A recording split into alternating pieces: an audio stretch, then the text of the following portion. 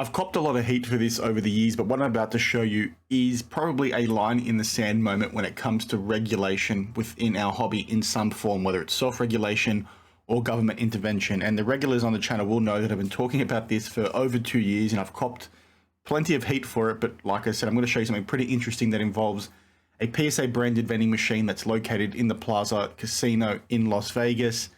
That is somewhat of a mystery box element that very much looks like it's a repack. And whilst, you know, the repack discussion points are going to be things we've covered in the past, the thing I want to deep dive into is sort of where this thing is placed and what that means for, you know, regulation within this space. So just bear with me as we do go through it. And then, you know, as always, I'll share my thoughts and look forward to seeing what you guys say down in the comments below. Now, this first came to my attention through Real Casino Kings on Instagram. And as you can see via the image, it's a PSA branded vending machine. I'll get to that in a second. That sort of implies you can hit this Charizard first edition PSA 10 within there. The way the game works is you put $50 in, you get a random box with a card, a graded card in there. So it's sort of like a chance. It's basically a mystery pack. And, you know, a lot of people have sort of seen this and have blown up about, you know, what this means for mystery packs and all that kind of thing and repacks. And the thing I want to clarify on that, the stands should be no different to what we've seen in the past. I'll play the video for you now and talk to that a little bit more, but, you know, just keep that in mind that it's no different to any other repack we've seen before. Chance at a multi-$1,000 PSA 10 Pokemon card right here in the casino. Let's do it. 50 bucks for something huge.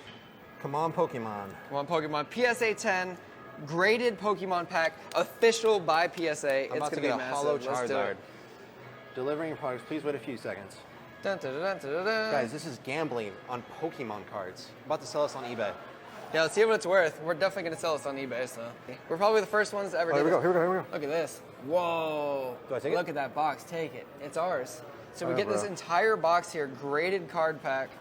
We've never done a card pull before. This is interesting. Yo, is that a Charizard? That looks What good. in the world? Oh, so there's other stuff in there too. Or no, it is just that.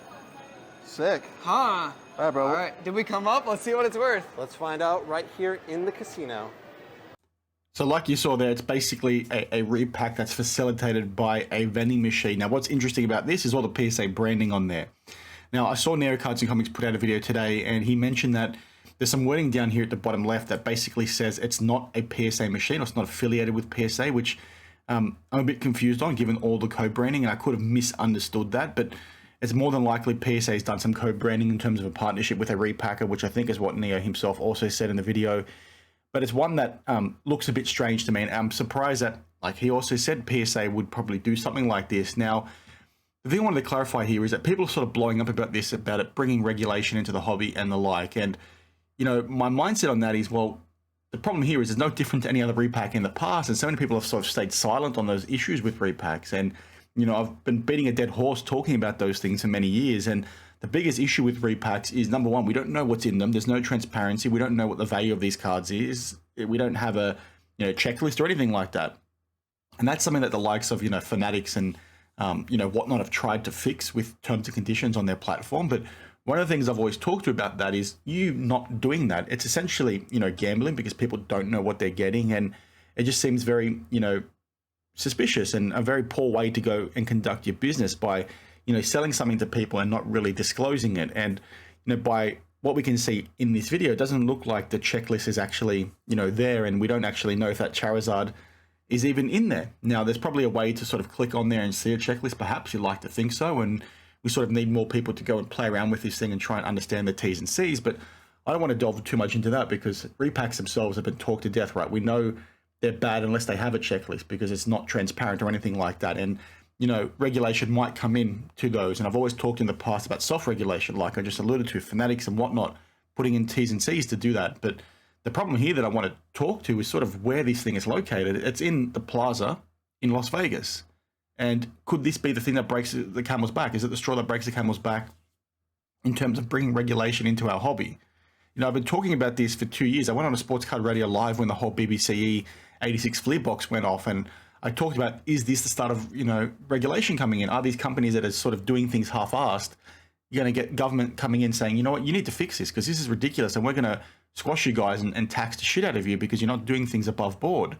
And people sort of push back on me, and it has been that case for 2 years, but it's like, well, Now you've gone ahead and put a vending machine, which, you know, in of itself is not that bad. But when you're talking about potentially no checklist, talking about repacks, talking about, you know, cards not even being in there that are being displayed, it's like, well, what kind of eyes is that going to bring? You know, there is stuff that is happening in this hobby that should be regulated, in my opinion, like braking. Now, when I say regulation, I don't mean government has to come in. I mean self-regulation. And we've talked about, you know, issues with braking over the years where people are sort of scamming customers, and all this sort of stuff is happening and doesn't need to be explained again today. Just check out my videos, check out Sports Card Radios and the like, and you'll see many examples of sort of people taking the piss with people's money, right? They're defrauding people, scamming people. There needs more control about what can and can't be done on these platforms. And you sort of sit back and see braking as it is, and you think, well, why is that not treated like gambling like other things are? Now, I don't want to see a government come in and regulate this sort of stuff, because that means we're going to see higher costs and all that kind of thing for businesses trying to recoup all the additional licensing and things like that. But you basically got this vending machine in a casino.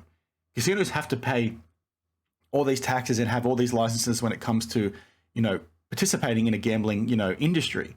So they're going to see something like this and think, oh, that's a bit interesting. What else happens in the sports card space? And then they go ahead and see braking, or somebody involved in the government sees all that kind of thing. It's like, well, okay, the economy is struggling right now. We need more tax revenue. We can't, you know, raise taxes and all that kind of thing. So let's see what other ways we can go. And they're like, well, this is a $1 billion industry. Let's try and tap into that and take that, because these guys are gambling. It's no different to what's happening in a casino. So again, my mind is, well, this stuff is now front and center, and I'm sort of not the only one thinking like that. This is something, again, that I've been talking to for many years. I'm not trying to toot my own horn. I'm just trying to give you guys some substance to the conversation. But, you know, Patrick Ryan, who I've referenced before on the channel, commented something similar on Twitter today, talking about, you know, we're getting one step closer to government regulation. And a few people pushed back and said, well, the machine of itself is no different to other mystery packs. That's well and true, right? But again, you sort of need a checklist. We don't know if it's there, but it's just the general point, right? You're putting this thing in a casino. That's going to bring more eyes to this hobby, to this industry. And there are a lot of things that are happening that are not above board, in my opinion, and not even in my opinion. You can sort of see that by watching people's videos and looking at all these scams that have happened. So this is going to put a lens on it. It's going to put a magnifying glass on this industry. Also, I think I could be off base when I say that, but this goes to what I've been saying for the last few years. I think someone like Mike Geo, Sports Card Nonsense, pushed back on me talking about regulation with, you know, braking and repacks, but, you know, it's going to come at some point. And I've said that since, you know, day one on this channel pretty much. And again, I don't want to see it, but it's something that could happen, right? And when one step closer, like Patrick Ryan also said today, there's a lot of money to be had in this space, and there's sort of a lot of, you know, stuff going on. It's very much the Wild West. I've used that analogy many times before, and it's just one that, you know, I'm quite surprised PSA has co-branded so heavily with. And some people might say, well, maybe they don't have PSA branding. I would be shocked if that was the case. I think Neo confirmed that with somebody from PSA that it is co-branded. I could be wrong. I can't recall if I mentioned that already. But even the boxes and the machine itself looks like the one that, you know, PSA just announced for the National. I put a picture of the box, you know, on screen right now that somebody sent me a little bit earlier. It looks very much the same. So it's clearly a PSA branded thing, and it just looks a bit odd to me. Like I said, there's a lot of money to be made in this space, and there's a lot of good money to be made, and it comes down to, okay, what's the right way and the wrong way to approach things? And I think, you know, whilst the repack in of itself is not necessarily the wrong way, because repacks are fun. I've said that, you know, many times. I buy some every now and then. It's just the Wild West element that needs more control. And I'll say this again, these companies need to sort of sort this crap out for themselves, because, you know, once a government comes in, they're not going to, you know, play nice. They're going to do it, you know, a lot tougher than what these companies could be doing if they self-regulated. And I've talked to examples of this in the past with Fanatics and whatnot. It comes down to T's and C's around what breakers can and can't do, what kind of cameras they need, what kind of policies they need in place, what kind of products they can actually break, who can be on the platform, and all that kind of thing. You know, we've talked about, you know, Fanatics themselves with Fanatics Live handing out $10 gift cards to kids at trade nights, when they then go ahead and use that $10 to go ahead and join a break. Like that seems insane to me.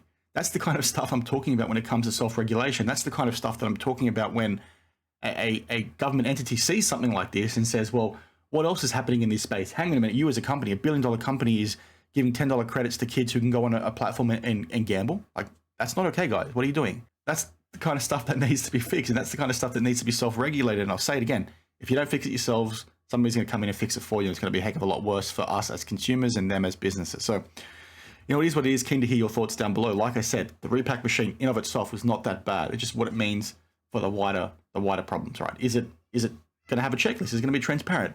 And what is it going to mean for the additional magnifying glass that's now being placed on it? So, I'm rambling. Let me know your thoughts down below, and I'll see you guys in the next one. Cheers.